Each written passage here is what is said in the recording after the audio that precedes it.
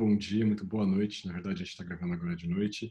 Para quem estiver nos assistindo aqui no canal República 1411, um canal para a gente falar sobre a vida, a nossa existência em tempos de pandemia, mas não só em tempos de pandemia. E hoje à noite estou com o prazer aqui de receber um super amigo, aqui que eu conheci em Santo Antônio do Pinhal, o André Severny. A gente já se frequenta há pelo menos um ano, né, André? Acho que mais ou menos isso que a gente se É, conhece. mas assim, foi muito rápida a amizade, aquela coisa de você encontra a pessoa, já bate, porque a gente tem muitos projetos comuns e uma visão bem próxima assim da nossa relação com a terra, aqui com a cidade de Santo Antônio, com as perspectivas de futuro aqui nesse lugar tão legal. E a gente teve essa ideia de conversar justamente nesse momento, que a gente passa aí umas questões com o país, né, que até semana passada estava sofrendo incêndios aí pelo território todo. E então a gente vai falar sobre essa questão da agroecologia, do cuidado com a terra e também dos perigos da displicência, né, com a terra.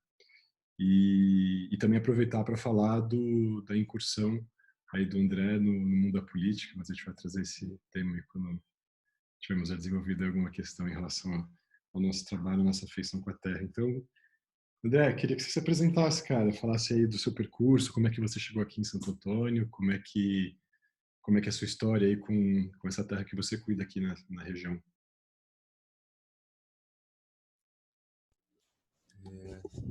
Boa noite, Alê. Boa noite a todo mundo que está assistindo.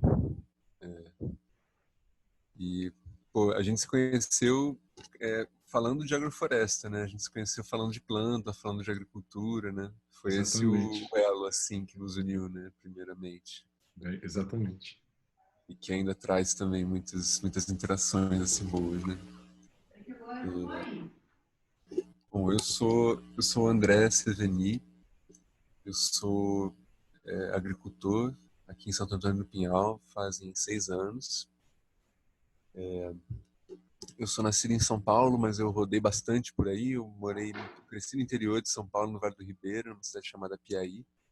E depois eu fui para o Rio de Janeiro, e aí depois eu fui para São Paulo, capital. Depois eu voltei para o Espírito Santo, depois eu voltei para São Paulo. Enfim, aí depois eu voltei para o Rio, e aí agora eu estou aqui. Mas já fazem 11 anos que eu estou estudando agrofloresta, agroecologia, né? Eu sou formado em design gráfico na UFRJ, Uhum. mas foi na faculdade que a gente começou a ver as ocupações agroflorestais que estavam começando a surgir, o capim-limão, o lava-pé, né?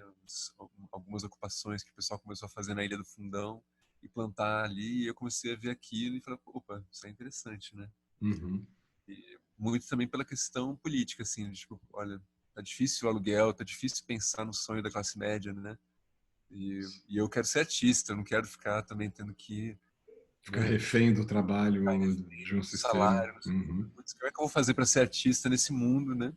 Uhum. Eu preciso ir Exatamente. para a terra, preciso ter uma casinha num cantinho ali, ter uma hortinha no quintal, que daí eu posso ficar sossegado lá e poder plantar minha hortinha e pintar meus quadros e tal, e fico tranquilo, não preciso ficar vivendo, né, vendendo o almoço para pagar a janta, assim. Exatamente. Só que daí acabou que eu me apaixonei pela agroecologia, pela agrofloresta, e hoje eu me considero artista mais na agrofloresta do que pensar em pintura e tal, embora eu ainda goste, ainda faça alguma coisa. E sua primeira experiência quer dizer, você teve esse conhecimento lá quando você estava na Ilha do Fundão, estudando e tal, mas quando você realmente começou a colocar a mão na massa, você fazer o seu trabalho, encontrar sua técnica, assim, foi já aqui em Santo Antônio, você veio de uma experiência prévia, como que você fez a sua formação, assim, porque você veio das artes plásticas, né? Não, perdão, do design gráfico, mas, ou seja, da linguagem artística, e foi, imagina, transpondo toda essa lógica, essa inteligência do design para o cuidado com a terra, né? E aí quando que começou essa passagem assim? Ah, foi no fundão mesmo, assim. Quem me apresentou a Agrofloresta foi um camarada lá chamado Pedro Otuori, que hoje mora lá no Paraná. E, e foi ele que trouxe o conceito de agrofloresta e ele que me apresentou o trabalho do Ernest Gott, com quem eu fui fazer um curso em 2009 já. E que foi um curso de 4 dias que abriu minha cabeça, assim. Eu falei, caramba, nossa, é isso, né?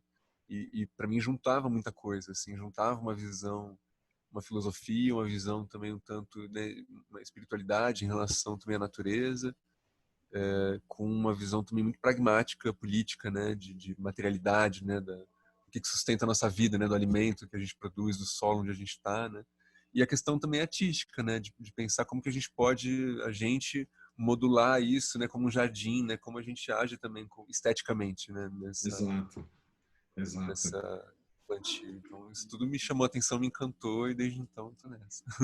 E o Ernst Gott, para muitas pessoas, talvez seja um nome desconhecido. Você quer falar um pouquinho dele? Assim, do aprendizado com ele, dar uma geral assim, se que a gente consegue rapidamente para quem não O conhece o Ernest, assunto. o Ernest, ele é assim o pioneiro na agrofloresta, né, aqui no mundo. Embora assim ele mesmo, né, ele fale assim que ele aprendeu com a natureza, ele aprendeu com os povos que estão na floresta, né. Então ele vem da academia, vem do trabalho com a agricultura, né, agronomia tradicional, convencional, e em contato com esses, né, com essas agriculturas florestais tradicionais dos povos, né, ele Indígenas daqui, né? desenvolveu, Uhum. se conceitualizou esse termo, né, de agricultura sintrópica, né, de agrofloresta sucessional. Uhum. E acaba sendo uma grande referência, né, hoje aqui no Brasil, no mundo inteiro, né, como o cara que é, organizou esse pensamento, né, e na verdade ele deu a centelha para começar a organizar esse pensamento para que muitas pessoas, né, Isso começasse a começassem a irradiar, trilhar né? isso, Exatamente. para vários caminhos diferentes. Então E para quem é não de tem muita ideia do que é uma Perdão, perdão, André. Não, cortou um pouquinho aqui. E para quem não conhece justamente o que é uma agrofloresta, como a gente sintetizaria assim o conceito? E há vários tipos também, né? Não acho que a gente tenha uma definição do que possa vir a ser uma agrofloresta, né? Como que você vê assim? Como que você explica isso para alguém que pergunta: pô, você planta uma agrofloresta? O que que é isso? Assim, onde está o agro? Onde está a floresta? Como essas coisas se misturam? O que uma coisa pode ajudar? Será que elas se atrapalham, se ajudam? Como que é isso? então, quando a gente fala agrofloresta, muita gente pensa que a gente está falando de plantar no meio de uma floresta, né? Mas na verdade não é bem assim. É uma agricultura que imita os processos da floresta. Uhum, Então, é uma agricultura, principalmente pensando nos termos do Ernest, né, de agricultura sintrópica, que depois a gente pode falar mais sobre esse termo, é uma agricultura que ela pensa a sucessão natural. Então, eu quero sair de um lugar assim de pasto, de um lugar assim de terra onde teve um distúrbio, né, e tá a terra exposta ali, né, um lugar onde arou a terra, por exemplo, para plantar, uhum. e eu vou sair dessa terra nua e eu quero chegar numa floresta. E eu quero chegar nisso acelerando esses processos para a gente chegar nisso mais rápido ainda. E eu quero chegar nisso ao longo desse processo colhendo alimento para mim e melhorando o solo e aumentando a biodiversidade. Então, é todo esse desafio, é uma agricultura tropical, né? Uma agricultura que pensa esses processos de fertilidade, geração de fertilidade, mais como processos que são e não como um insumo que a gente tem que trazer de fora para adubar aquele solo inerte que é só um repositório ali das sementes, das Exatamente. plantas que você vai colocar, né? Na agrofloresta a gente pensa o solo como esse grande ser vivo, né? Que a gente está sempre tentando gerar cada vez mais solo, mais recurso, né? Ou seja, mais humus, né? Mais fertilidade.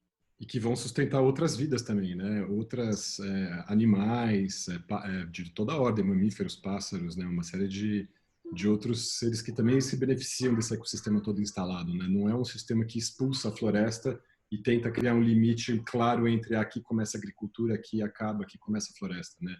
Tem essa vai seguindo essa lógica que mimetiza um pouco esses fluxos, embora não seja, como você comentou, né, a agricultura dentro da floresta ou vice-versa, mas cria uma zona que é intermediária. Isso que é muito interessante também, que é muito vivo, né? Muito. E acho que foi isso que me chamou em primeiro lugar, assim, né? Olha, eu consigo produzir alimento enquanto eu habito a floresta, né? É uma coisa bem assim, futuro solar punk, né? Exato. Aqui acho que é essa questão de regeneração, né? Acho que fica muito claro, ainda mais com esses eventos que aconteceram semana passada aí dos incêndios no Pantanal, na Amazônia, mesmo aqui na região, né? Teve fumaça também, não no dia que teve aquela grande que cobriu tudo, mas em alguns dias anteriores a gente já estava vendo também uma prática que é comum aqui na região, né, que o pessoal acumula a folha das podas e tudo mais, ainda mais nessa estação seca, e bota fogo, e às vezes aquilo perde o controle, então acaba se expandindo mais do que deveria. Na verdade é proibido, né, colocar fogo na folhagem aqui. Mas, de todo modo, acho que, assim, pelo menos para o meu círculo de amigos, todas as pessoas que eu vi ficaram muito comovidas com o que aconteceu, né? Com o que está acontecendo com o país. E todo mundo fica com aquela vontade, putz, o que eu posso fazer? O que está ao alcance da minha mão e tudo. E é claro, não é todo mundo que tem uma propriedade que pode fazer isso, mas, claro, já ter plantas em casa, poder criar um jardim em casa, tirar o concreto do chão e colocar alguma coisa viva ali, pensar que você pode ter uma horta onde é a garagem do seu carro, que você pode liberar espaço, assim, para aquilo ficar permeável, para a terra voltar a respirar e você poder plantar ali tudo. Então, isso é super interessante, assim. E aí a gente tem que pensar também, não só na questão da preservação daquilo que ainda restou, né, depois de todo o ataque aí, desde a nossa colonização 1500, como a gente foi devastando a terra, e isso se propaga até hoje, mas pensando que não devemos só estancar esse processo de devastação, mas que nós devemos fazer ativamente o processo de regeneração. Então, é muito, eu não sei, eu sempre fico um pouco angustiado quando eu saio de São Paulo até aqui, pegando a Carvalho Pinto ou a Dutra, que você vai vendo várias colinas devastadas ali, que estão há anos, deveriam ser provavelmente antigas fazendas de café, que foram abandonadas na época do auge aqui do Vale do Paraíba. E aí você olha aquilo e fala, putz, meu, aquela terra ali aflorada, ressecando, erodindo, aquilo pegando fogo, várias vezes a gente passa de carro na estrada, aquilo está queimado. E por que não regenerar, né? A floresta regenerada, ela também gera recursos, muitos recursos. O principal deles acho que é a água, né? Entre outras tantas coisas, né? Tem um negócio interessante que o Sérgio Mena Barreto traz, que ele chama de escultura ambiental, assim, né? Que é uma, na verdade, assim, ele fala que a gente, ao nos alimentar, ao nos alimentarmos, né, a gente esculpe o ambiente. Então, assim, se a gente come monocultura, se a gente come gado, né, a gente vai ter pastos e monoculturas, né? Se a gente se alimenta de alimento produzido por agricultura familiar e produzido de maneira agroecológica e tudo mais, a gente também vai ter um ambiente, né, que a gente vai esculpir através do que a gente consome, né, do que a gente se alimenta. Exatamente. Muito Então, legal. assim, E acho que é bacana até aproveitar isso que você falou, tocou nesse assunto então, da questão do consumo e tudo, e dizer do trabalho que você também faz parte, que é o Raízes da Mantiqueira, né, com outros agricultores também familiares. Quer comentar sobre esse trabalho, André?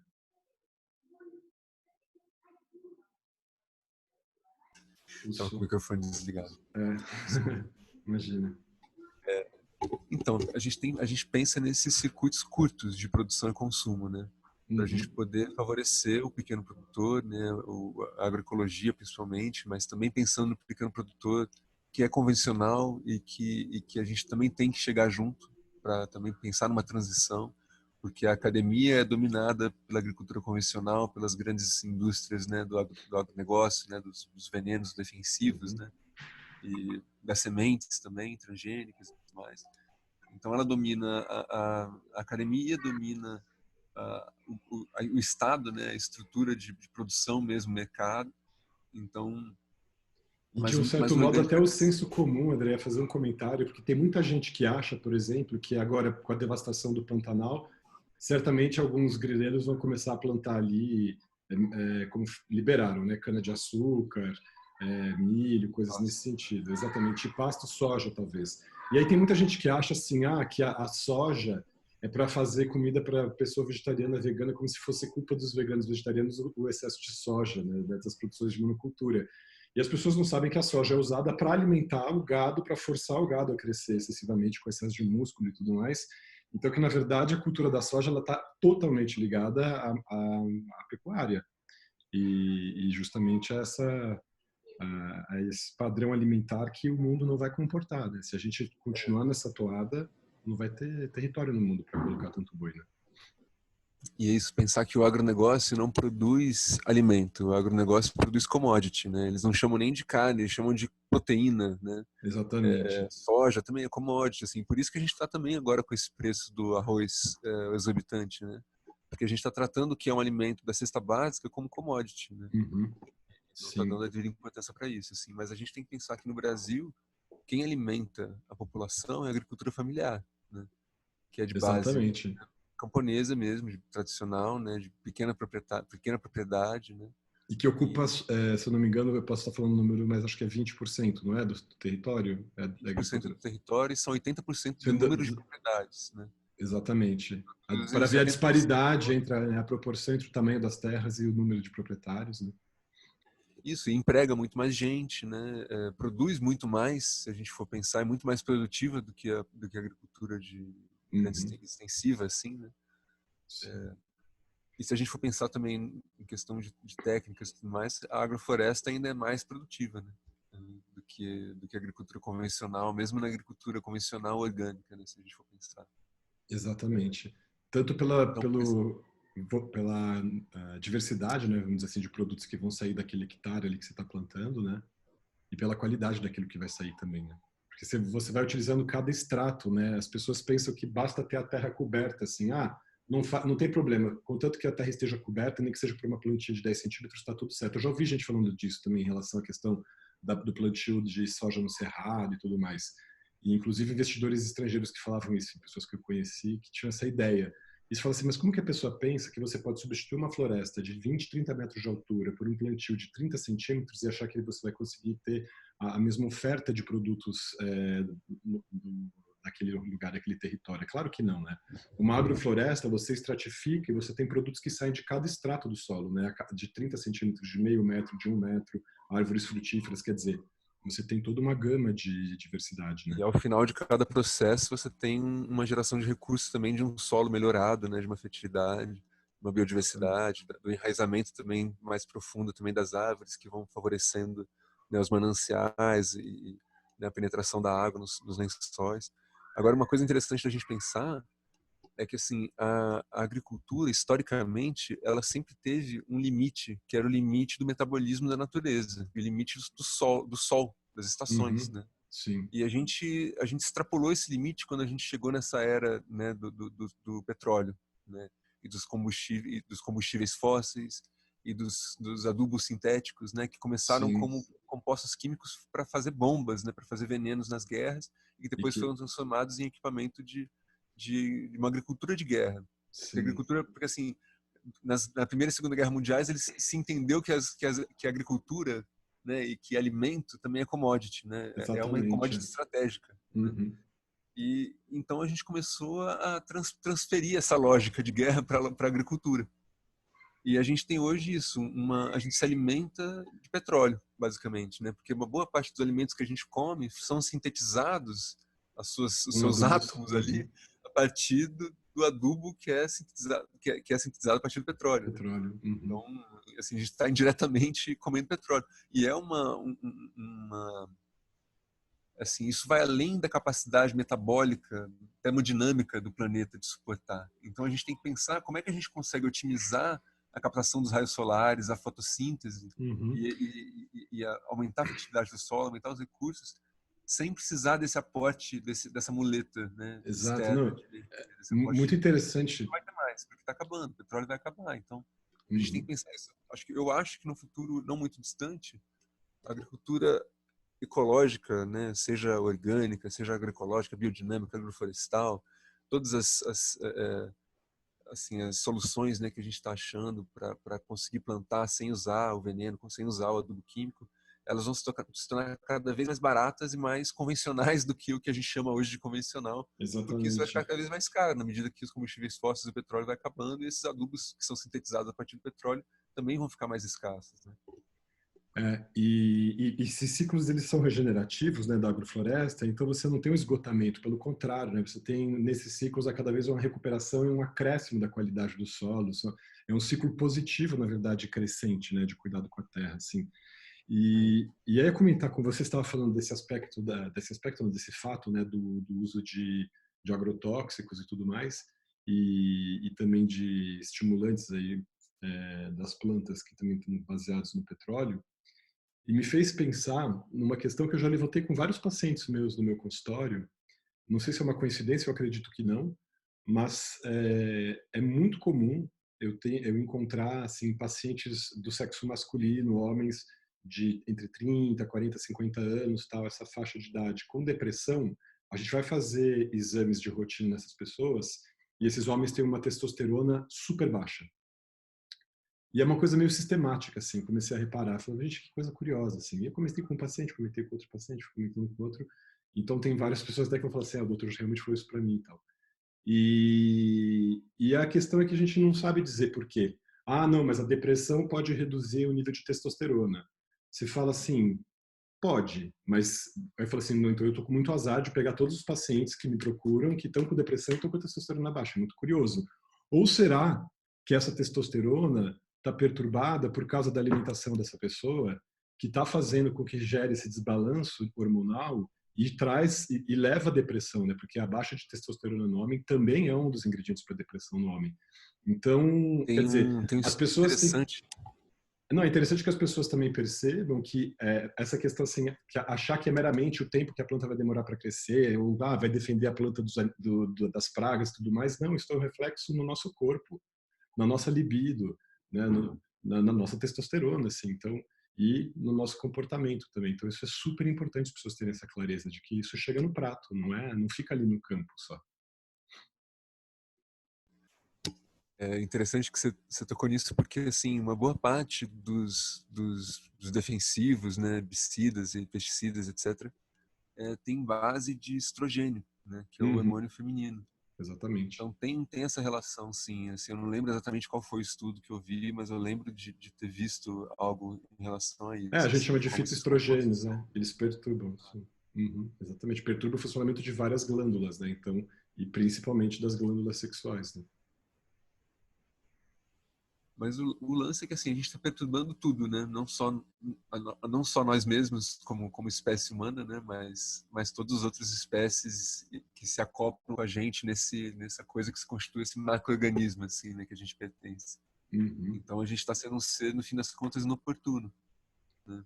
exatamente. Para esse E a macro-organismo. gente, exato. E uma coisa que é interessante também, André, de falar sobre isso, sobre o quanto a gente é inoportuno, assim, e a gente vai perturbando o ambiente, isso não é uma coisa só de história que a gente ouve, né? Tipo, o meu tal pessoa me falava que era assim, agora eu tô vendo assado. Acho que você mesmo, quando eu tive lá na sua propriedade, você comentou, né, que você viu um rio ali que tinha, ou o pessoal comentou que era muito mais alto e você já viu ele muito baixinho, agora secou, né? Tem uma questão assim de como, mesmo você cuidando do seu território, se os seus vizinhos devastam e a cabeceira do rio ali está desprotegida, você vai perder água na sua casa. Quer dizer, tem toda essa questão de você também ter que olhar para os outros, né? Você não conseguir se encastelar no seu território e falar assim, ele só eu faço o que eu quiser com o meu lugar, pouco importa quem está do meu lado. Não tem essa lógica, né? Isso é muito danoso. A gente tem que pensar não só no que a gente faz individualmente, né? A gente tem essa tendência de estar muito individualizado, né, na sociedade hoje. E isso é uma arma contra nós, assim, né? Contra nós como espécie, como pessoas, né? Porque a gente esquece que, na verdade, a gente só é porque existe toda essa... Na verdade, a gente só é porque existe toda essa vida, né, antes da gente. Assim, a gente tem que agradecer aqui às formigas, aos mosquitos, aos cogumelos, às plantas, porque a gente só veio porque eles existem, porque eles estavam aqui muito antes da gente, Preparando preparando o tudo isso, terreno, né? né? Com Assim, tem até um certeza. pouco dessa coisa meio cristã, né, de que o ser humano é a cereja do bolo, né, da evolução, assim. Mas E não é bem assim também, né? Claro, a gente veio depois e claro, a isso a gente deve, né, a nossa vida, a nossa existência, a gente deve todos que vieram antes da gente, né? Até lá a bactéria primordial e tudo mais. sim. Se a gente não quiser dizer que depois a gente é o fungo que vai estragar o bolo, né? Do jeito que a gente está se comportando, né? Não é só a cereja. Mas é impressionante a gente ter que assumir que a gente é também ator da nossa própria derrocada, né? Daquilo que a gente não cuida, daquilo que a gente desdenha e a irresponsabilidade é o que a gente vê aí acontecendo, né? No país todo. Eu tenho essa coisa de chamar de antropoceno, né? Uhum, É, mas eu também não gosto muito dessa relação com a espécie humana, né? Porque existem muitas humanidades, né? Não existe uma exatamente. humanidade só. Então não Uhum, é uma humanidade só que é responsável, né? Pelo que está acontecendo, né? Na verdade, existem muitas humanidades. Dentre essas, apenas uma que é responsável pelo que está acontecendo, né? Existem muitas exatamente. humanidades que viveram durante séculos, milênios, assim. Eu não quero me identificar com aqueles que destroem. É interessante mesmo isso, pensar, né? Que tem grupos que estão ali provocando a destruição à morte mesmo de maneira propositada, né? Nessa lógica, que eu acho que é uma lógica perversa de ocupação do mundo, de uso do território, de imposição de força, porque essas pessoas hoje elas grilam, elas fazem algo ilegal, depois elas tomam aquela propriedade e se tornam muito ricas porque elas vão fazer alguma coisa ali que pelo menos a elas vai enriquecer, embora vai empobrecer todo o entorno, todo o território. E nisso você vai sendo, o país vai sendo pilhado por bandido mesmo. É impressionante assim o que se produz, né? É muito grave essa situação, na verdade. O Brasil, né, a gente tem uma situação bem peculiar, né? A gente é o país com a segunda maior concentração de terra do mundo, né? E eu acho que uma das maiores também concentrações de renda, né? Isso também é resultado aí de vários processos, né, históricos que a gente pode falar, mas aí é outro papo, assim, né? Mas a gente tem que pensar uma coisa que é chave para a gente pensar a agricultura aqui onde a gente está falando, né, no Brasil, na Serra da Uhum, Mantiqueira, né? É pensar que isso, assim, que o Brasil, a história do Brasil tá ligada à história da sua terra, do seu solo, né, do que foi feito uhum, nesse solo, das suas riquezas naturais, né? exatamente.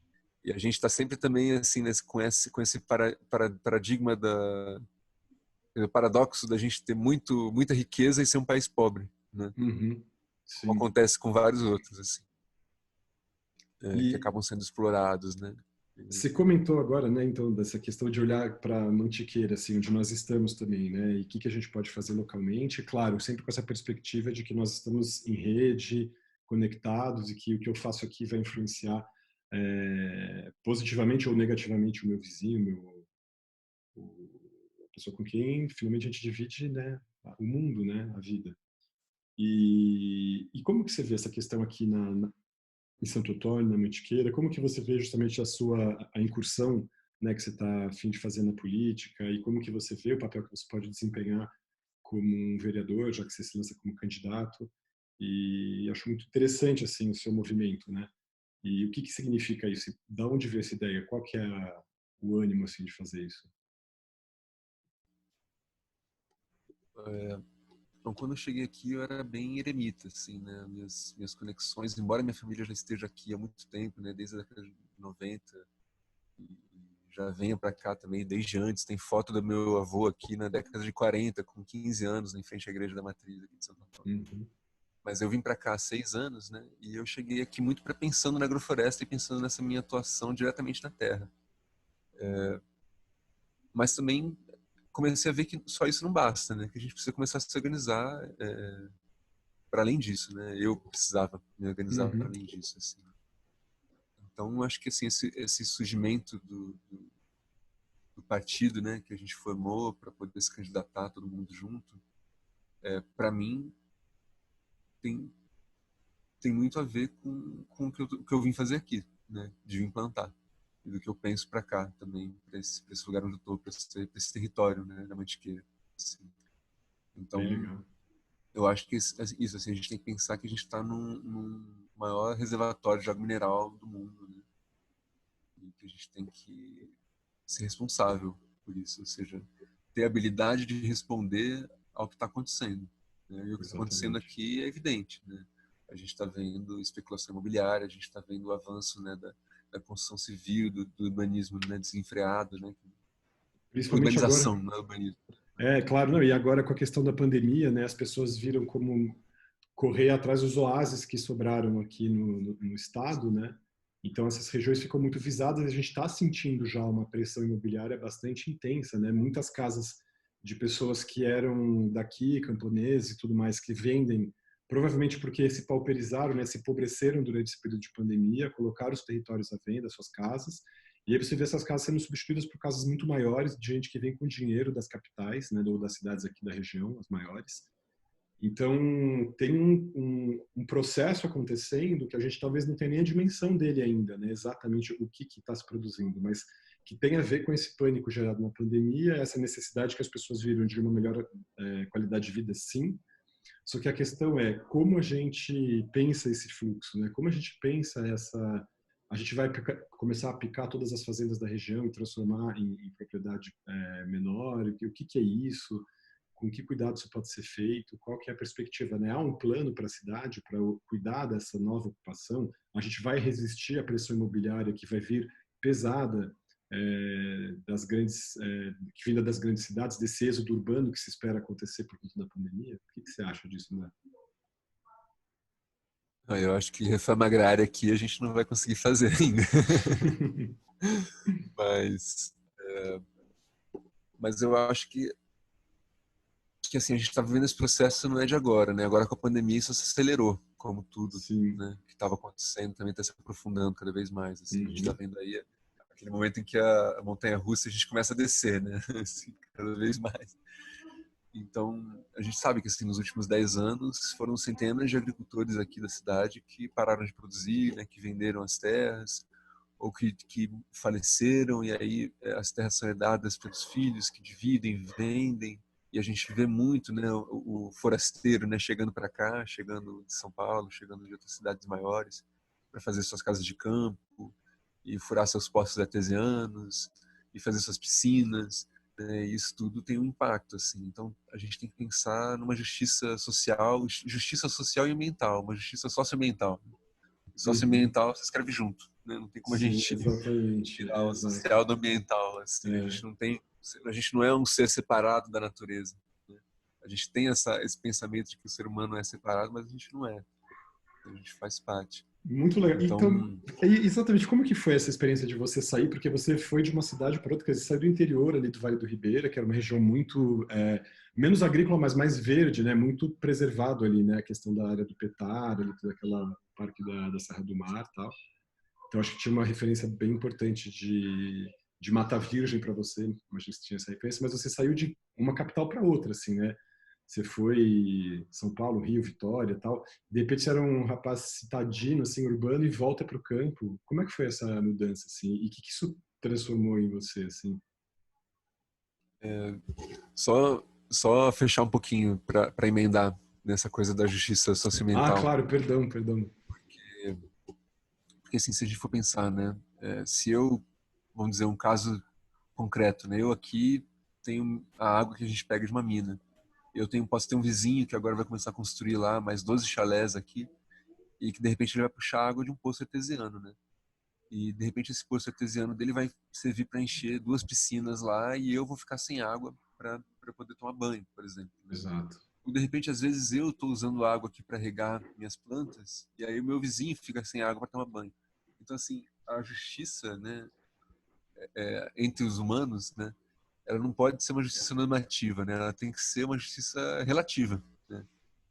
Então, assim, se eu estou usando água, né, dentro do limite legal, mas o meu vizinho está ficando sem água, isso é injusto, né? Hum, Então, assim, e a mesma coisa tem que ser aplicada para a natureza, porque a gente chama da natureza que a gente vê fora da gente, né? Para os animais, para as plantas. Então, se eu estou usando também água demais, ou se eu estou fazendo uma intervenção que ela é danosa para outros seres, eu também tenho que me responsabilizar por isso, né? Também tem que pensar numa exatamente. justiça ambiental, né, em relação a isso. Assim.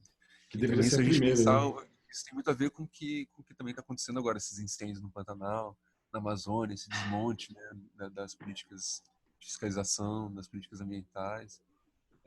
Totalmente uma desresponsabilização, né, das nossas ações enquanto espécie, não só enquanto espécie, mas mais especificamente enquanto projeto, né, de desenvolvimento, projeto de civilização, assim, né? É, uma falta de responsabilidade, uma desresponsabilização desse projeto, dessa civilização, com todo o resto do mundo vivo, né? Mas tem um aspecto cruel desse processo que se deu agora nesse inverno especificamente, porque não é uma coisa que se produziu à toa exatamente nesse momento da pandemia. Eu acho que também tem a ver com isso, porque a gente não pode sequer se manifestar.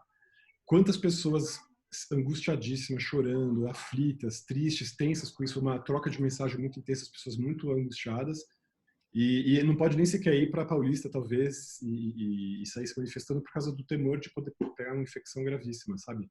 Então tem uma coisa calculada também nesse sentido. Acho que a gente, como um todo, peca como espécie, só que a gente também está no momento político do Brasil vivendo uma situação de uma tensão e de um ataque mesmo que eu acredito tudo isso assim como um grande movimento de lesa-pátria, um negócio impressionante assim, o achaque e, e a usurpação mesmo do nosso país por essas pessoas que são pouquíssimas pessoas. Não pensemos que são, como se quer fazer crer, que são ali pequenos plantadores e tudo mais. Não é isso. São pessoas que fazem propositadamente, calculando o que estão fazendo e usando uma estratégia. Não é, isso não é um processo que mimetiza algo natural. Aquilo se expandiu numa velocidade de um modo artificial produzido pelo homem.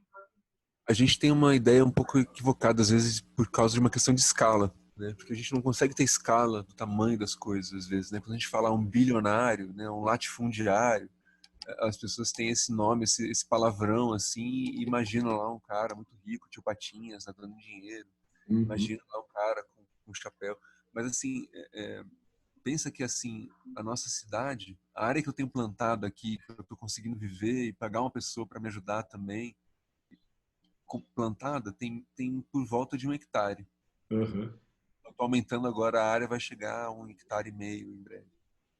A área do sítio inteiro aqui, que a gente está morando em 5 famílias, né? Minha família, né? Eu com minha Uhum. esposa, mais meu pai com a esposa dele, mais minha avó, tudo mais, tem 30 hectares.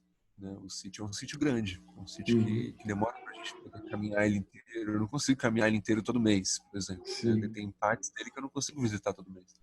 Agora, a nossa cidade, o município inteiro de Santo Antônio do Pinhal, está numa área de menos de 5.000 hectares. Né? Tem fazendas de um cara chamado Nabhan Garcia, que inclusive é secretário de reforma agrária do governo, com quase uns poderes de um ministro. É. O cara tem 70.000 hectares, Uma pessoa grilados, só. obviamente, muitos deles em terra indígena, né? Uhum. Mas ele, a clama dele, como posse dele, propriedade dele, 70.000 hectares, que É uma é aberração. é mais de 10 vezes o tamanho da nossa cidade, do município Sim. inteiro, onde É. vivem 7, 8 mil pessoas, onde tem 500 sítios que produzem 500 mil coisas, flores, leite e todo tipo de coisa. Não, é impressionante. É. O 14 cara vezes tem, o tamanho assim. Uhum. Uma então, assim, pessoa. As pessoas têm que entender que isso é uma deformação, isso não é normal. Isso não deve ser, ninguém deve ter uma propriedade tão grande. então quando falam, quando o MST invade, né, ou quando e pensar também quando falam dos índios, né, que os índios têm muita terra, né? Eles tinham o país inteiro, a gente tem mais é que É, ficar, devolver mais para eles ainda, na verdade. devolve. E, exatamente. E como que você está vendo essa questão aqui em Santo Antônio também, dessas redes de solidariedade que estão surgindo? A Raiz da Mantiqueira eu vejo muito nesse sentido, né, como uma rede de pequenos produtores solidários, então que criam um lugar para você fazer essas compras virtuais que são entregues em casa. Quer dizer, tem uma proposta que super cola, né, com esse momento da pandemia, justamente de não precisar ter essa entrega em casa, ter esse cuidado de você não precisar se deslocar para ir a algum lugar ou aglomerar isso tudo. E também tem a questão da promoção dos produtos locais, né? Essa iniciativa foi espontânea daqui? Ela foi inspirada de algum outro projeto? Como que surgiu isso? Assim, como que você imagina que isso possa crescer para, inclusive, incluir outras pessoas aqui da cidade, né? Porque é quase como que uma rede dos que são os diferentes, né? Os excêntricos, assim, os alternativos. E não precisa ser, né? Então a Raiz da Mantiqueira começou em 2014, 2015, com a reunião de alguns produtores aqui de Santo Antônio do Pinhal, né, para fazer uma feira de produtores, assim. De produtores não só como eu, né, que são produtores que plantam, né, mas produtores de todo tipo de coisa, né, que fazem cerveja, fazem pão, fazem chocolate, fazem outras coisas. E alguns que plantam também, e plantam oliveiras e fazem azeite, né, por aí vai. E começou com essa ideia de valorizar o produtor daqui, né, valorizar essa exclusividade, assim, né, dos produtos daqui da Mantiqueira e tudo mais.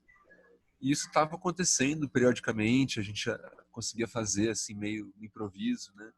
Umas feiras aqui, outras ali e tal, e era muito legal, uma celebração, tinha música e tudo mais. E com a pandemia isso não tinha mais como acontecer, né? Só que com a pandemia a gente também quis ressuscitar essa iniciativa virtualmente, né?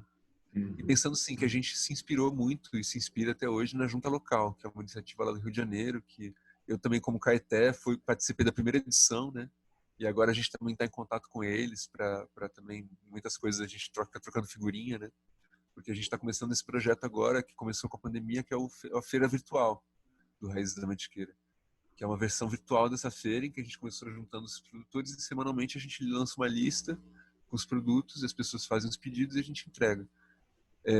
Eu acho que isso assim é muito legal, que tem uma valorização mesmo dos produtores daqui, a gente está conseguindo fazer girar, né, escoar os produtos, né, num momento em que muitas pessoas ficaram sem os canais de escoamento que tinham até a pandemia, então isso foi muito bacana, muito importante para vários produtores.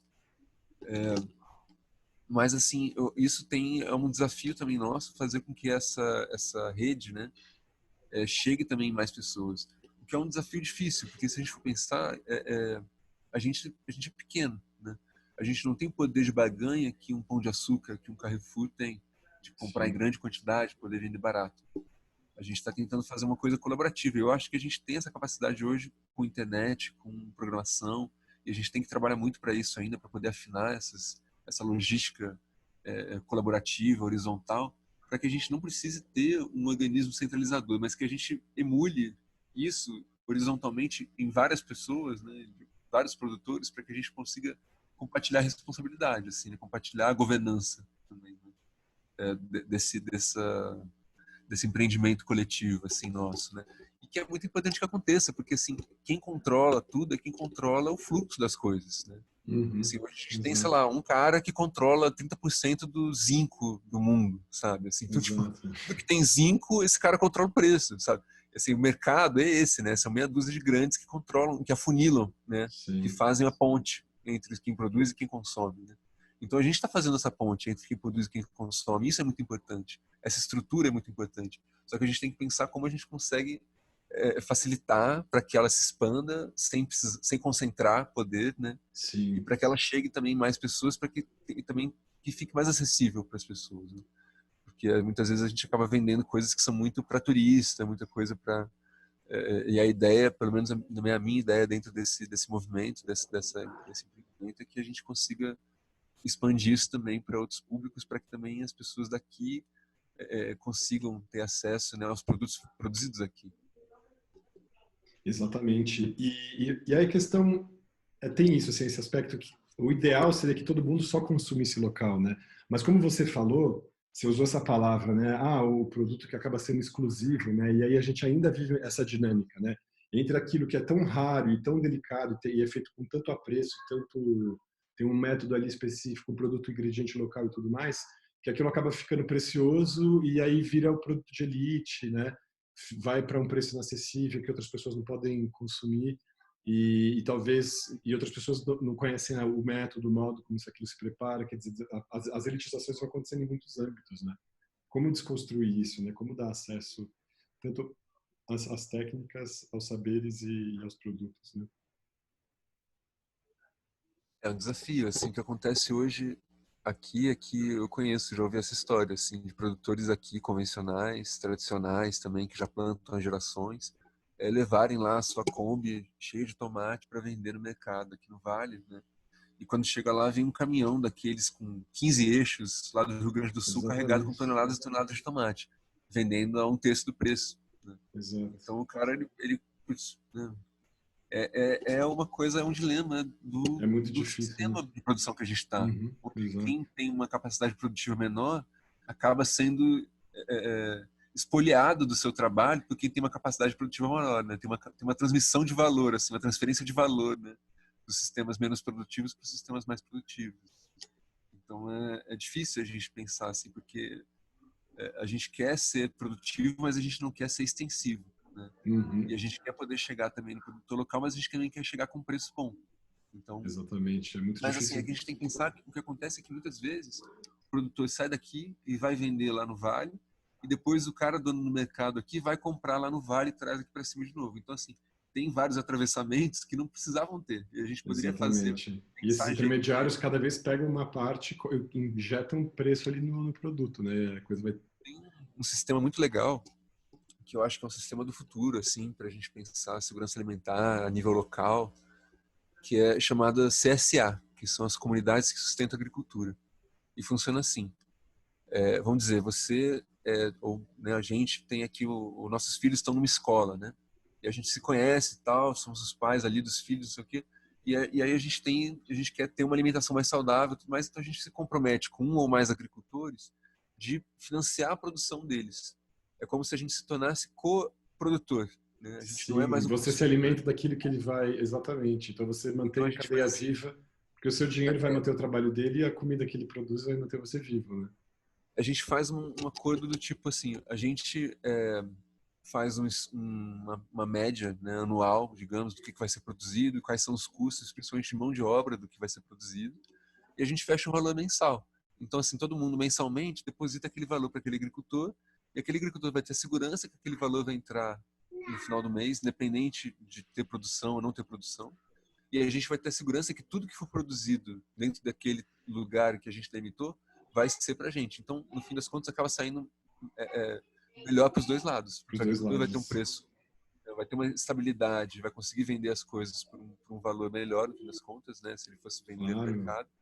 E a gente vai ter também um acesso, né, o consumidor, o coprodutor, vai ter acesso aos produtos, né, que ele sabe como estão sendo produzidos e por um valor que vai sair muito mais em conta, porque não vai ter todo o atravessamento, né, todos os atravessadores, né, para chegar até ele. A única coisa é exatamente. que assim a gente tem que mudar a nossa lógica, a gente não pode mais ser cliente, consumidor, a gente tem que se engajar nos processos, né, que nos sustentam assim. É difícil, né? É difícil a gente sair dessa lógica de que você sai de casa a hora que for, vai no mercado, está aberto 24 horas, tem tudo lá na prateleira, para uma lógica que você vira responsável pela produção do seu alimento. Então você Exato. vai ter o que é produzido naquela época e é o que deu, e se vai ter muito daquilo na época que não tem mesmo, sabe? Então Exato. tem essas É, limitações mesmo. A gente é, tem é, que se responsabilizar para ir lá buscar, né? Dividir entre as outras pessoas, tem um senso de comunidade. A gente está muito acostumado eu não sei, é fácil, né? Você ser um indivíduo, assim, você viver num apartamento, não conhecer seus vizinhos, ir no mercado 24 horas, fazer suas compras, você se sente muito autônomo, né? Você se sente que tem um poder sobre o mundo. Mas eu acho que, assim, quando a gente cria e constrói laços de comunidade e fortalece esses laços, a gente tem sente um aumento de potência muito maior, assim. exatamente. Então, agora você respondeu aquela pergunta que eu tinha feito justamente, né? Como que voltar para a Terra te transformou, né? Acho que é nesse sentido mesmo, né? De entender que você não está desinserido, né? Você tá enraizado e quando você se enraiza, você encontra as outras raízes que estão ali no chão também, né? Das outras plantas que vão se comunicando, né? Um pouco nesse sentido, assim. A gente, como sociedade, mimetiza o que é um ecossistema nesse sentido, né? Da cooperação. Tem muita gente que não sabe disso, mas as plantas elas conseguem pelas micorrizas delas e tudo mais pelo sistema radicular levar nutrientes que estão numa região que tem uma árvore que está favorecida para um pedaço do solo em que tem uma outra planta que está precisando daquilo e não tem ali. E esse transporte é feito. Então as plantas elas se comunicam mesmo, né? Por dentro da terra a partir dessa liberação dessas substâncias e tudo mais. E, e eu gosto muito de pensar nisso como uma maneira de pensar o humano também, né? Quanto mais plenos nós tivéssemos, mais nós vamos dar o nosso lugar. Cada um diz assim, cara, esse é o meu lugar, enraizado em conexão com todo mundo que está à volta, né? É uma imagem simples, mas fala muito, né? Sim, e acho que e é uma analogia muito boa com esse tipo de organização também que não tem uma centralidade, né? As plantas têm essa característica, né? Nós Exato. animais a gente pode se mexer, né? A gente tem mobilidade. Então a gente tende a centralizar evolutivamente, né? A gente foi centralizando os órgãos, né? Então a gente tem um coração, os órgãos responsáveis estão encapsulados, né? E a gente se movimenta se a gente tem algum tipo de perigo. As plantas não, elas estão enraizadas, elas não podem se movimentar. Então elas tiveram que explodir a sua estrutura, né? Então você Exatamente. corta às vezes um galho de uma planta, enfia na terra, ela brota dali. Ela se reproduz, Uhum. ela não tem um coração que você vai lá e pode matar ela, Exatamente. né? Exato. Ela conseguiu espalhar as funções do seu metabolismo pelas partes do seu corpo. É muito bonito E isso. isso tanto numa planta individualmente como entre as outras plantas, né? Também como sistema, assim, nós temos essa rede, né? Que hoje eu acho que a gente está tendo também. A gente tem, né, a internet hoje. Eu acho que isso é uma ferramenta que a gente ainda não conseguiu fazer um salto na sociedade à altura da ferramenta que a gente tem, sabe? Exato, não, e é muito interessante o que você está comentando também, que esse aspecto de que você pode ter uma vida no campo, ser um agricultor e estar conectado ao que está acontecendo de mais recente no mundo, né? Hoje a gente não precisa mais ficar apartado do mundo para viver, por viver no campo. E então isso é muito interessante também, né? O que significa isso, assim, essa reapropriação de quem era da cidade, da vida do campo, que é um resgate, uma saudade de um tempo anterior, ou é um novo tempo a partir dessa experiência na cidade, quer dizer, onde essas coisas se colocam, né? Como elas se sucedem, né? Tem uma coisa também que eu sempre gosto de lembrar, assim, né? Porque historicamente a gente teve aí durante, né, toda a nossa evolução como seres humanos, né, Homo sapiens, depois que a espécie já foi estabelecida, a gente teve esse tempo todo em contato com a terra, em contato com os meios de conseguir o nosso alimento, né? E só assim ao longo dos últimos aí 200, 300 anos que a gente começou a ter cada vez menos pessoas engajadas na produção, né, ou na conquista do seu alimento, né, no dia a dia, Sim. e atividades especializadas, né, que não tem a ver com a produção, aquisição do seu alimento. Então hoje a gente tem uma sociedade em que mais de 90% das pessoas não está na terra produzindo seu alimento. Tá engajado em atividades outras, né, mais diversas, assim, de todo tipo. E a gente tem uma população que é de produtores rurais muito pequena em relação, em comparação ao que se tinha antes, né? Eu acho que a gente tem uma conexão com a terra, todo mundo, assim, de ancestral, uma coisa meio marcada no nosso DNA, não sei, assim, no nosso espírito de espécie, assim, de estar na terra, de mexer na terra, de estar com as plantas, porque a gente evoluiu durante milhões de anos com esses seres, né, com esses animais, com essas plantas, né? E você sabe que tem até um efeito antidepressivo mexer na terra, né? Tem bactérias específicas do solo que vão colorizar o nosso trato gastrointestinal e que aumenta a produção de serotonina, tudo. Então, assim, é fundamental mesmo esse contato com a terra. Para além só de uma ideia bucólica e tudo, se a gente quiser pensar também meramente nessa questão individual, tipo, quero fazer bem para mim, até nesse sentido é bom.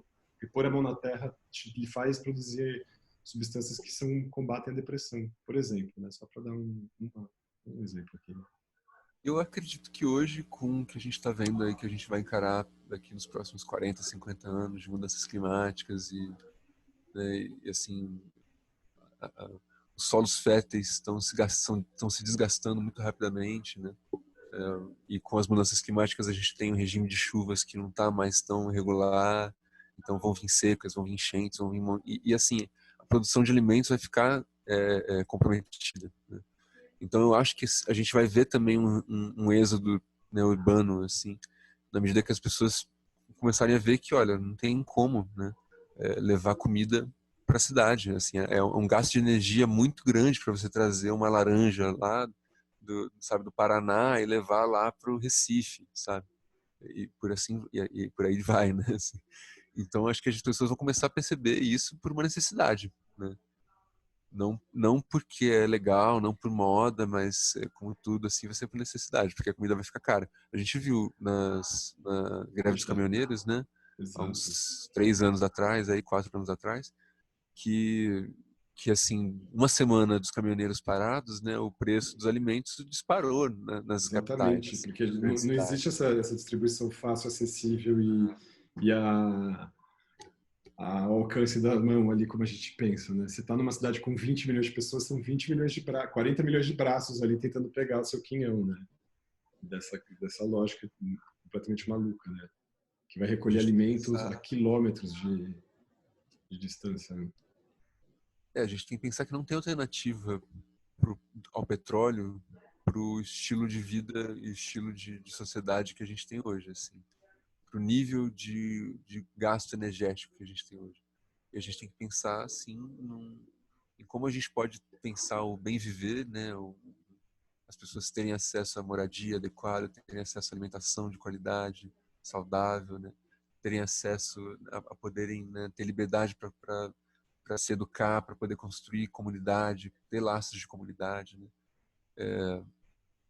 De, como a gente consegue atingir, né, esse nível de qualidade de vida que não está atrelado ao consumo, né, mas está atrelado sim a esses direitos básicos e ao bem viver, né, é uma qualidade de vida muito mais atrelada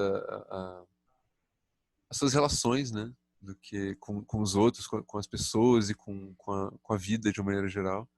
E poder desfrutar do tempo, eu diria assim. Acho que o maior aprendizado para mim nesse período, desde que a pandemia começou até agora, e acho que ainda vai continuar por um bom tempo, é essa questão de desfrutar o tempo, que significa um tempo que corre numa outra fluidez, assim, que é muito diferente da cidade.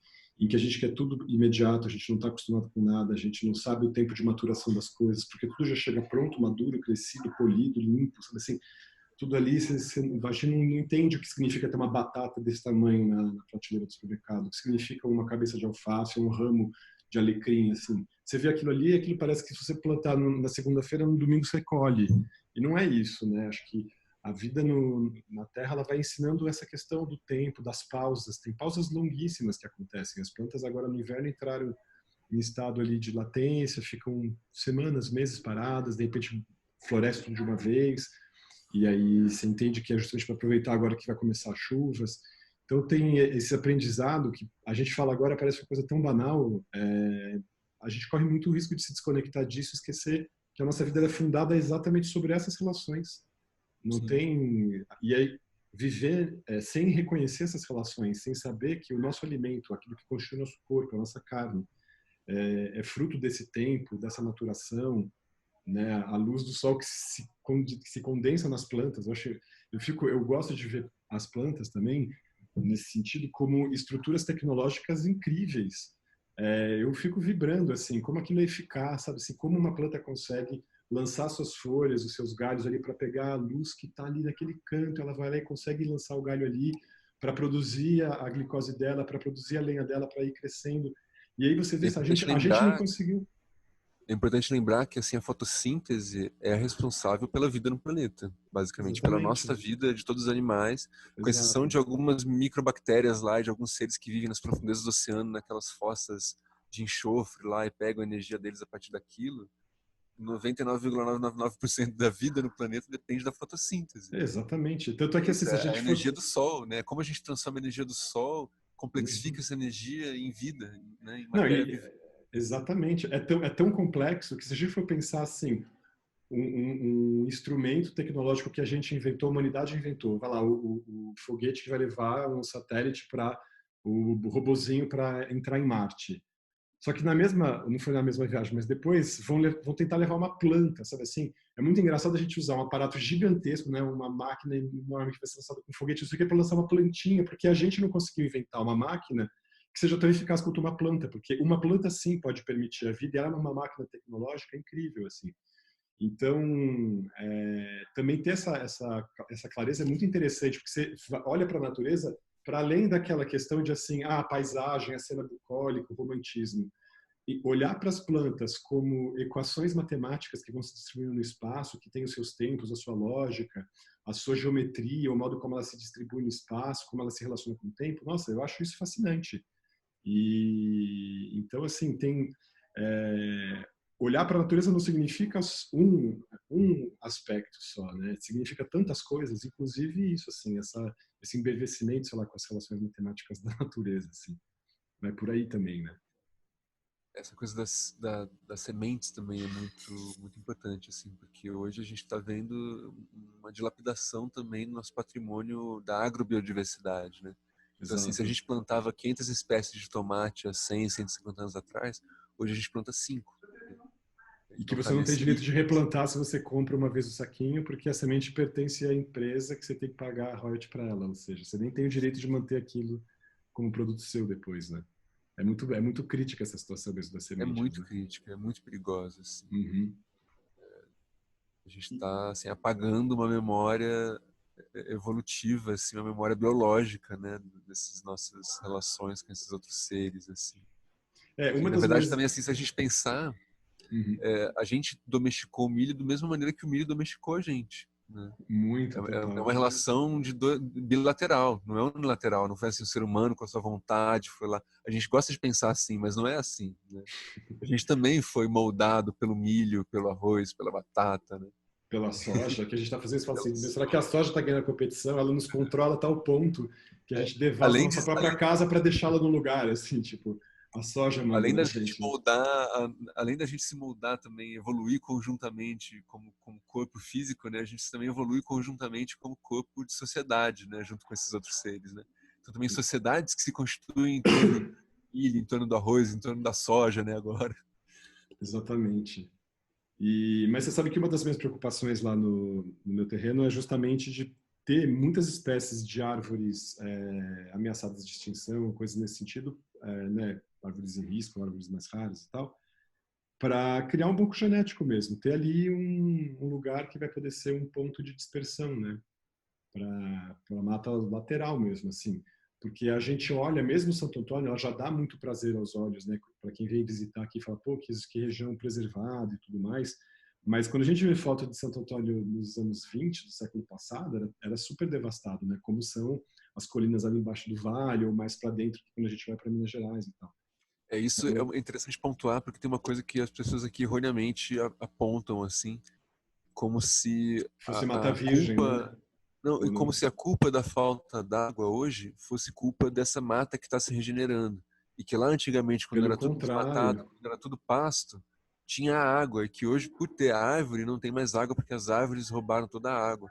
Então, assim, é muito perigoso isso. Assim, eu já ouvi esse discurso aqui algumas vezes.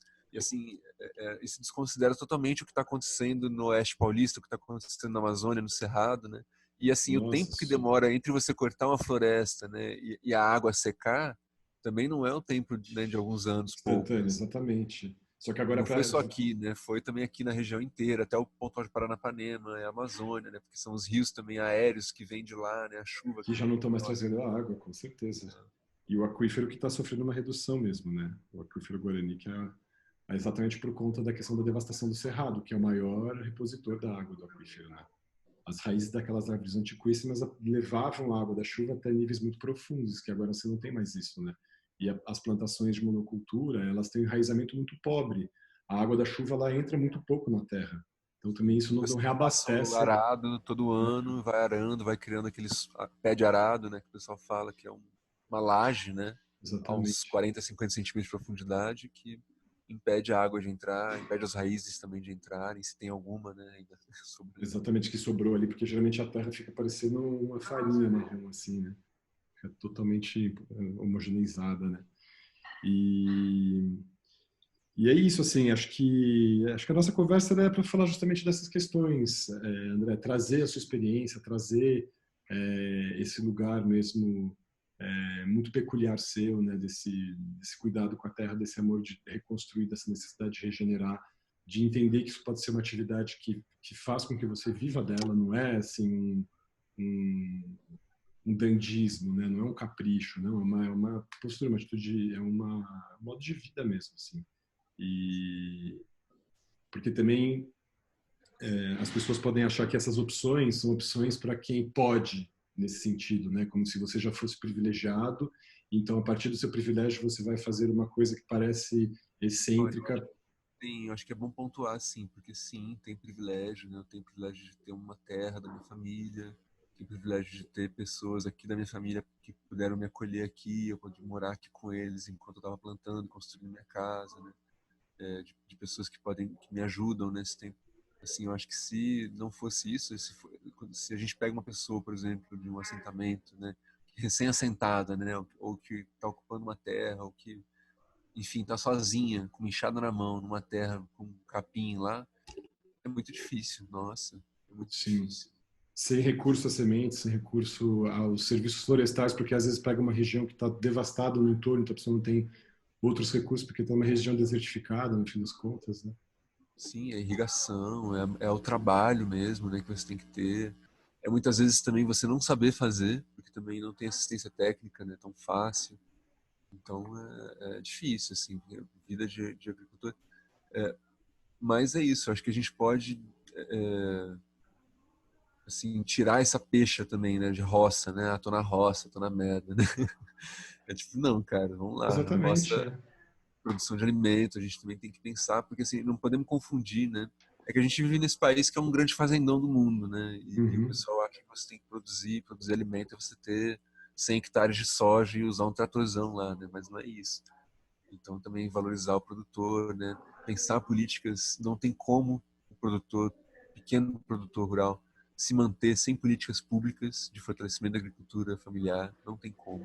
Não tem Uhum. como não se manter sem programa de abastecimento de colégio, né, de merenda escolar, de Conab, né, não tem como, assim, sem ter subsídio, né, do Programa Nacional de Agricultura Familiar, né, Uhum. de comprar trator, de comprar semente. tem como, assim. E por outro lado, também não tem como a população viver e se alimentar sem ter agricultura familiar. Então, assim, Exatamente.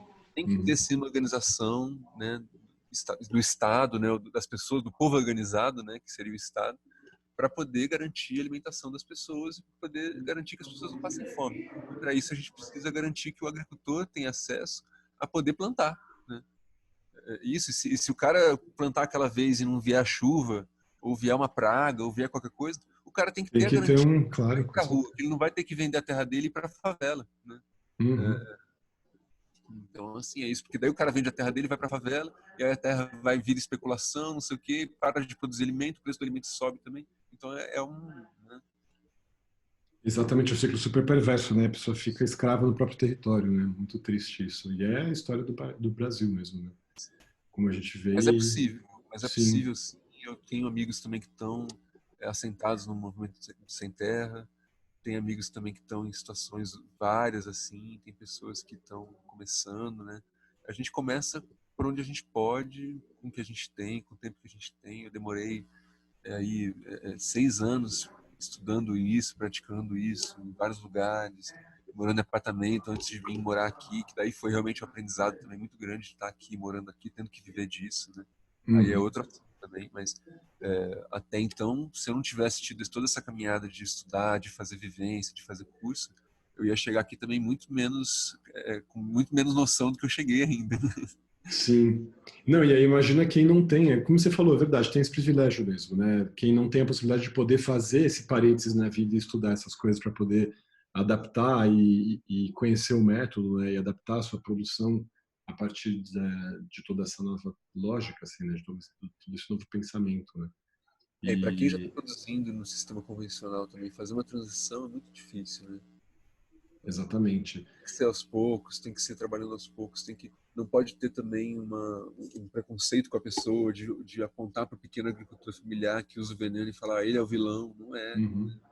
Ele é um cara que ele foi ensinado dessa maneira, é assim que a agricultura foi ensinada, foi passada e é passada para Ele não todo vai mundo saber dessa fazer de outro jeito, ele vai perder a plantação dele se ele não fizer assim, né? É isso, se ele parar de usar aquele veneno, se ele parar de usar aquele adubo, ele não vai fazer de outro jeito, não vai saber fazer de outro jeito. Então precisa ter uma assistência para uma transição agroecológica, né? E é importante que tenha, porque se não tem, o filho desse agricultor vai herdar uma terra piorada, né? Não vai Exatamente. conseguir plantar naquela terra, porque assim, isso, a agricultura convencional desgasta o solo. Então, você Exato. querendo ou não, vai acabar. Assim, mesmo a agricultura orgânica convencional, no fim das contas, acaba desgastando o solo. Porque se a gente for pensar a Mesopotâmia, né, lá as grandes civilizações antigas, aquilo era uma floresta de pistaches, De várias, exatamente, se desertificou e aquilo completamente, né? foi desmatado para plantar trigo, plantar berinjela, plantar grão de bico para aquela galera toda, e um sistema orgânico. Não tinha agricultura Exatamente. convencional, E não mesmo tinha assim desapareceu. não tinha. E mesmo assim aquilo foi desertificado, né? Por quê? Porque a gente afastou a floresta. É isso. A gente não pode afastar a floresta, a gente tem que estar sempre perto da floresta, a gente tem que sempre estar trazendo a floresta perto da gente de novo, assim, se a gente afastou ela. Exatamente. E o que você acha, André, da história de tombarem aqui a Serra da Mantiqueira? Eu já tinha ouvido essa história e tudo, e que a partir do nível 800 do mar, se não me engano, é 800, né? Para cima ficaria tombado. O que você pensa disso? Como que você vê essa questão? Eu Você tenho um acha que isso é pouco de medo possível? dessa visão, assim, conservacionista. Eu não sei se é conservacionista ou preservacionista que fala, eu sei que tem essas Uhum. linhas. Mas, assim, eu sei que tem essa visão que vê que o ser humano tem que estar apartado da natureza, que a gente não pode tocar, porque senão a gente vai estragar e vai dar ruim, Uhum. sabe? Então a gente tem que cercar os parques, tem que tirar os humanos de dentro dos parques, cercar e deixar Não aquele deixa negócio lá ninguém ter. para a gente chegar lá só de prancheta e poder analisar e poder fazer estudos e tal. Sem pensar que assim a floresta amazônica foi plantada pelas Exatamente. populações, pelas nações todas ao longo da história, desses milênios todos que foram plantando aquela floresta. Foram Exato. evoluindo conjuntamente com a cunha, com o cupuaçu, com castanha, com o tucumã, com todas essas espécies daquela floresta, né? Então, Exato. assim, a mesma coisa aqui na Mata Atlântica.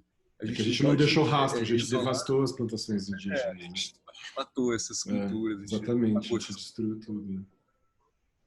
muito antes da gente poder aprender com elas tudo que elas sabiam sobre essa mata, a gente desmatou a mata e acabou com Eles as acabam com todo o populações. registro, porque a mata era a grande poesia ali dada, né? Quando se fala da obra de arte, ela estava ali como grande obra de arte dessa civilização que ficou invisível para os invasores, né? Eles achavam que aquilo tudo era um paredão verde e não entendiam que tinha uma lógica, É uma assim. bagunça. Lá no Vale do Ribeira ainda tem algumas estradas que são guiadas como pelas figueiras brancas que foram plantadas, tipo, lá atrás, né? Coisa de muitos séculos, assim. Eu lembro de uma que cerca mesmo, que segue o rio Ribeira, ali perto de Eldorado e tal. É impressionante, assim, umas figueiras, sei lá, de uns 300 anos, que era uma questão de justamente plantá-las sempre ali, porque elas não tinham o percurso. Era como, sei lá, as antigas Hermeias na Grécia, sabe assim? Aquelas estátuas que estavam de tempos em tempos marcando as estradas eram essas figueiras. Então, justamente nesses produtos tecnológicos da floresta, eles eram usados com maestria, né? Porque eles tinham toda uma questão de oferecer alimento ao longo do ano todo, vários tipos de frutos, quer dizer, é, a gente perdeu todo esse registro, né? A gente devastou tudo. A gente tem que pensar não em áreas de proteção permanente, né? O Ernesto fala isso, né? O Ernest Gott, ele fala que a gente tem que pensar em áreas de inclusão permanente, né? Como é De que a gente pode viver, regeneração. né? Aí a gente traz a permacultura, né? Como é de culturas de permanência, né? No Uhum. lugar, assim, a gente pode viver aqui de maneira permanente, né? De maneira em harmonia, assim, né? Continuada. Assim, né? Exato. E agora, só para voltar a falar de privilégio, porque a gente se empolga aqui, também já deu uma hora e 15, eu ia te fazer só uma última pergunta, porque acho que essa é interessante também. Como que você vê essa questão da especulação imobiliária com o pequeno produtor? Assim, você vê uma pressão clara deles podendo perder território por conta disso? Deles irem para onde? Se eles venderem as propriedades deles? Como que você está vendo isso, assim? Aqui na nossa região especificamente, é uma pressão, eu acho, muito grande do turismo, né? Assim, Uhum, que sim, que acabou que hoje é a principal fonte de renda aqui da região, uhum, né? Mas assim, ao mesmo tempo a gente está vendo aí o que é uma expansão desse modelo de Campos do Jordão para cá, para Santo Antônio do hum, Pinhal, que é um modelo de que você tem mansões de um lado, né? E você tem todas as favelas, né, habitações precárias de outro, das de pessoas outro. trabalhadoras que vão lá para poder construir as mansões, poder servir as pessoas que moram nas mansões, etc, etc. Uhum, Então, assim, aqui eu acho que a gente está vendo também chegar a esse modelo, sabe, de condomínios, isso vai expulsando mesmo a gente que é da terra, né? A gente que cresceu aqui, que tem um modo de vida caipira, né, que é muito importante também, que a gente tem que valorizar. E o que acontece é que assim, as pessoas estão sem perspectiva, né? Não conseguem mais plantar, tem um desmonte das políticas relacionadas à agricultura familiar, então não tem nenhum estímulo para você ser agricultor, né? Então, vamos dizer, a juventude aqui, né, não quer estar na terra como as gerações antigas estavam. Então, muitas vezes, quando as pessoas mais velhas morrem, essas terras são divididas e as pessoas vendem para comprar um dinheiro, que daqui a pouco o dinheiro acaba e a pessoa fica sem a terra e sem o dinheiro, né? E fica muitas vezes até uhum. trabalhando para a pessoa que A comprou a pessoa terra, isso ali acontece. que comprou, que construiu uma pousada, virou um lugar turístico, e a pessoa vira funcionário do lugar onde ela trabalhava, né? Sim. Uhum. Isso é É. complicado, assim, isso aqui a gente tem que pensar muito em como é que a gente pode fazer com que a gente não apague os modos de vida tradicionais que tem aqui, que a gente consiga valorizar eles, inclusive valorizar um turismo relacionado a esses modos de vida tradicionais caipiras, né, um turismo rural, um turismo de Uhum. base comunitária mesmo, né? Uhum. E esse modelo de Campos de Jordão, esse modelo de condomínio, de mansão, para mim, pessoalmente, não cabe aqui, assim. Uhum. Porque é isso, são pessoas que vão ter um consumo, né, e vão gerar um lixo, e assim, eu não acho que a gente tem que priorizar, né, as pessoas daqui. Mas, por outro lado, também é isso, é o dinheiro que está chegando, né, não tem muito como frear, né, as pessoas vêm, é o mercado, é aberto, né, as pessoas vêm, ó, eu quero É, comprar uma terra, se você quer vender, ela compra. E ela pode exatamente. construir lá o que ela faz. Ainda mais agora que não tem muita fiscalização também, embora aqui a gente tenha, assim, uma fiscalização ambiental, né, é muito maior, muito melhor do que em vários outros lugares, até porque também as pessoas se policiam muito, né? Então, se um vizinho ouve a motosserra, Já ele fica já liga para a atento polícia ali. ambiental, já É. policia e tal. Mas o que acontece é que assim, as pessoas ricas que chegam aqui, até nessa questão também, isso é um dado assim sensível. Porque assim, as pessoas que chegam aqui que têm dinheiro, têm condição, digamos, classe média alta e classe alta e tal, elas vão construir suas casas de campo, suas mansões, os condomínios e tal, e elas têm acesso a conseguir o negócio da CETESB, né? Uma Uma autorização, autorização. elas podem movimentar a terra, que elas podem suprimir vegetação e tudo mais. Então elas vão lá, fazem tudo certinho, pelas vias corretas, e colocam lá a placa e tem o papel tudo legalizado, elas vão lá e cortam a floresta, cortam a Uhum. terra, né? Movimentam a terra e fazem a casa delas. O que acontece é que quando o pobre aqui vai cortar uma árvorezinha no seu quintal, baixa a polícia ambiental e o cara leva uma multa e o cara não pode fazer nada. Ou ele vai Uhum. movimentar uma terra para fazer alguma coisa. Então, assim, tem que também dar acesso e dar condição para as pessoas também poderem ter essa igualdade, assim, né? Mas é uma questão muito delicada mesmo, assim. A gente tem que sentar com todo mundo, tem que sentar com várias partes interessadas para poder conversar isso. Mas, assim, para mim, pessoalmente, o modelo de desenvolvimento que a gente tem que pensar aqui, ele tem que ir na direção diametralmente oposta ao que foi em Campos do Jordão. A gente não Sim, pode ótimo. Que estar bom que você tem essa valorizando essa clareza. cultura, Suíça, chocolate. Quer dizer, chocolate é ótimo. Chocolate, inclusive, é nosso, né? É aqui dos povos Exatamente, exatamente. astecas. Mas eu Assim, digo assim, essa coisa de imitar a arquitetura suíça, alemã, e sim. deixar de escanteio a cultura caipira, né? A história daqui. Então, isso aí é complicado. Bem legal, André, que você está com essa clareza, assim, e eu fico pensando justamente agora nessa fase que você vai entrar a partir dessa semana, né, que você já entra em campanha mesmo, né, para sua candidatura, né? A partir de meia-noite, daqui a 3 horas e meia.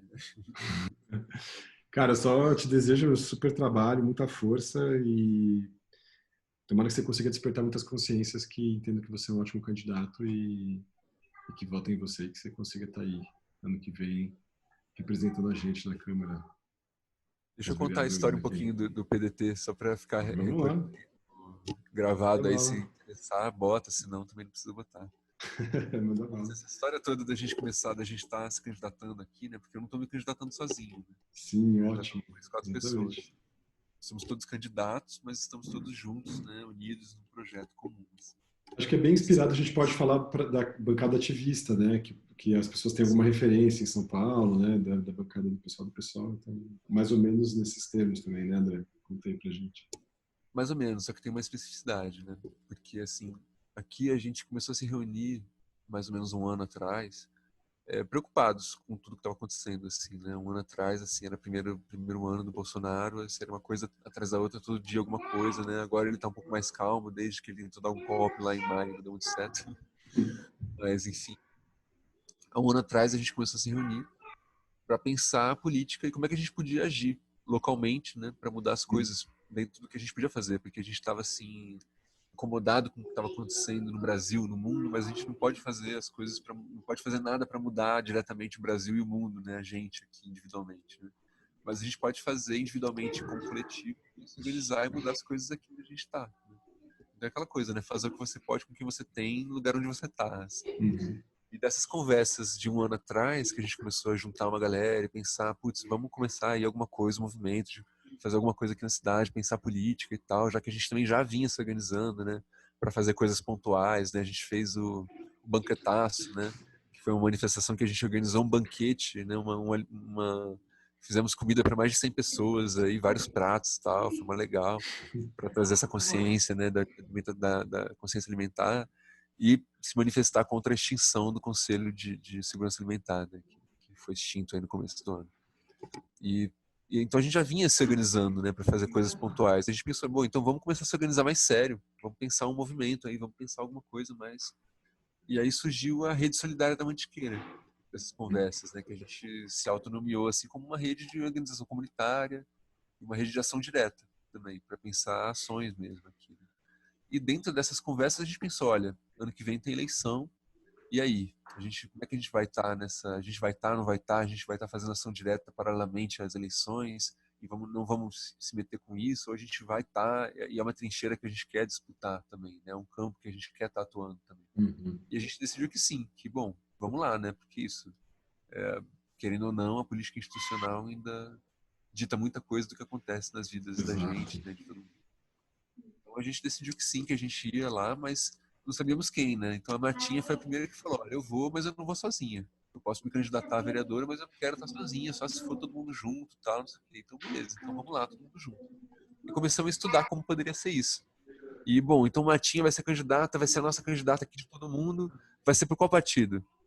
vamos ver que partidos tem na cidade e que grupos tem, não sei o que. A gente começou a ficar meio assim, né? Putz, né? Uhum, Vamos ter que chegar em algum grupo aí. Como é que funciona a eleição? A gente também não sabia direito, uhum, né? Todo mundo uhum, marinheiro de viagem. Então, a gente não sabia, por exemplo, que os votos vão para o partido, né?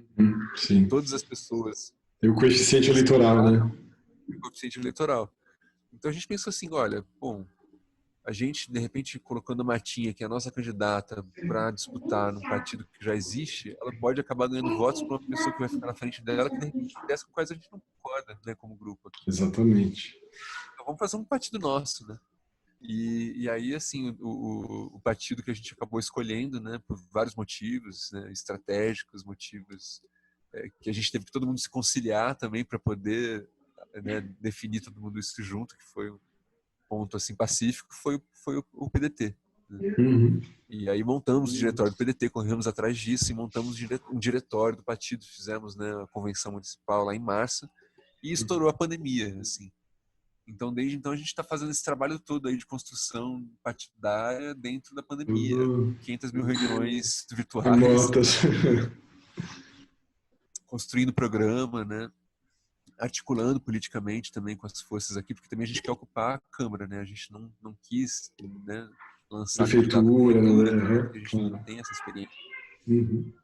Então, a gente está, assim, né, também fazendo uma coligação, né, com a Joseli, o Dr. Gabriel, que a gente também conversou com eles, conversou com todos os candidatos, e a gente tem um alinhamento, né, de propostas, né, de visão de cidade com Sim. eles. Assim. A gente está junto Joseline com eles foi nessa minha campanha. chefe por muitos anos. Foi secretária da Não, ela é Saúde muito toda. competente. É muito incrível, uma pessoa super legal.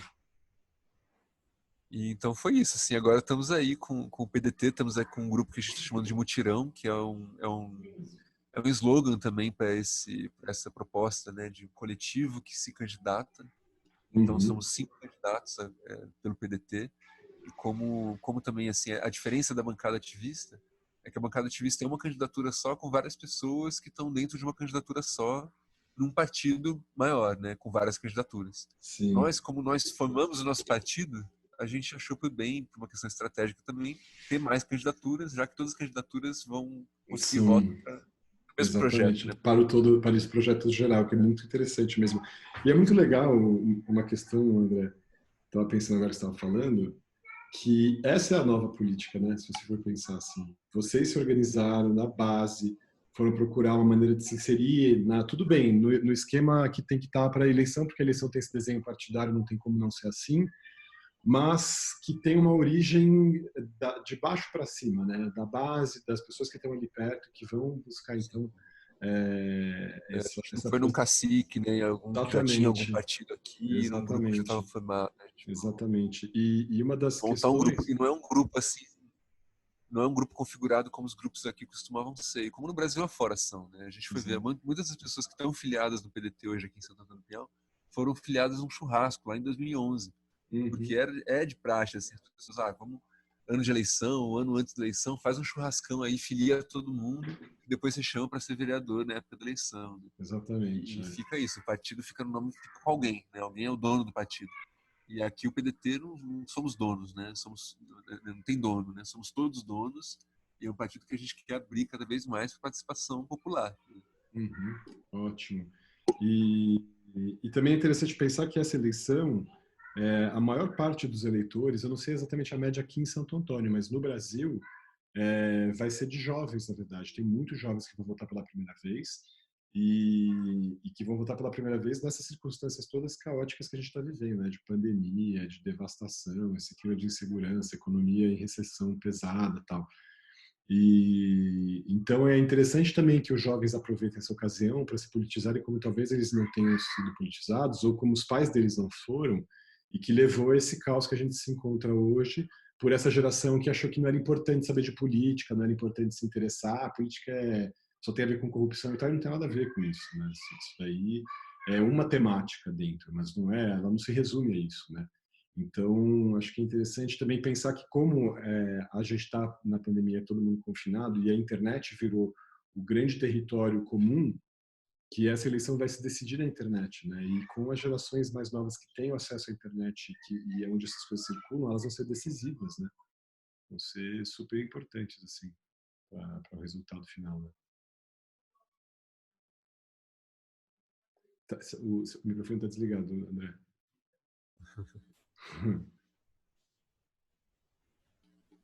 Então, essa questão da internet é crucial mesmo, assim, né? E se pensar também que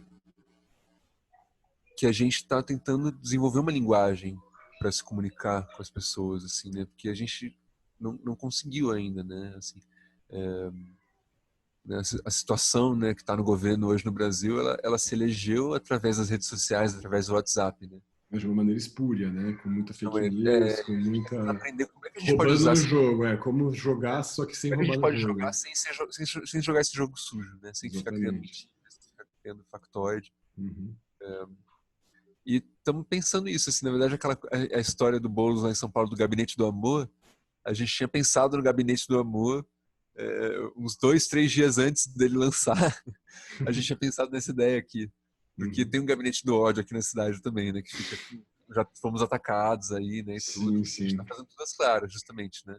Uhum. Não sei se você ficou sabendo dessa história, né? Porque a gente publicou Nossa. o nosso pacto, que a gente está chamando de Pacto pela Democracia e pela Prosperidade em Santo Antônio do Pinhal, que é o pacto da nossa coligação, né, com os dois partidos que são os partidos que vão lançar o candidato e o vice, né, a Uhum. prefeito. E a gente quis fazer isso de maneira muito republicana e muito transparente. Então a gente se conversou com todo mundo, né, e aí a gente decidiu que a gente queria apoiar, né, a Joselina e o Dr. Gabriel. Então fomos sentar para conversar com eles como é que seria esse apoio, né, como é que seriam as Uhum. condições, né, Uhum. dessa coligação, dessa campanha, né, de todo mundo junto. E a gente quis colocar isso no papel e publicar isso, né? Então a gente colocou no papel que a gente vai estar junto, que a gente quer construir um programa junto, né? Que a gente vai participar da execução desse programa junto, né? E que a gente vai estar na campanha junto. E a gente colocou tudo isso, tintim por tintim, no papel, num documento que a gente chamou de Pacto pela Democracia e pela Prosperidade de Santo Antônio do Pinhal, e publicamos isso, né? Contentes. E vieram nos acusar de estar fazendo troca de apoio em troca de cargo, né? Num documento que a gente mesmo publicou, né? E que, Nossa. obviamente foi um documento redigido por advogados, né? Conferido por Sim, advogados. claro. Assim, porque é uma coisa inusual, é uma coisa que não é usual. Falaram pra gente, olha, é a primeira vez que vai acontecer isso em Santo Antônio. A gente falou, olha, tudo bem. É a Bem, primeira vez que um grupo como o nosso está se formando aqui em Santo Antônio. um Então a gesto gente vai democrático, né? inaugurar De um muitas rito, coisas. exatamente, de um rito normal da democracia. E tudo bem, né? Então não precisa ter essa acusação. É interessante mesmo isso. Mas Porque assim, o que ainda a gente vai. tradicionalmente se faz é portas fechadas, né? Tradicionalmente se faz um acordo de aperto de mão, de Uhum. conchavo, de portas fechadas. A gente não, a gente está fazendo tudo de portas abertas. A gente quer botar isso a público, né? E Claro, dizer, inclusive estamos desafio, né, os outros candidatos aí todos a colocarem seus acordos de coligações dos seus partidos públicos também, como a gente colocou, né? Exatamente.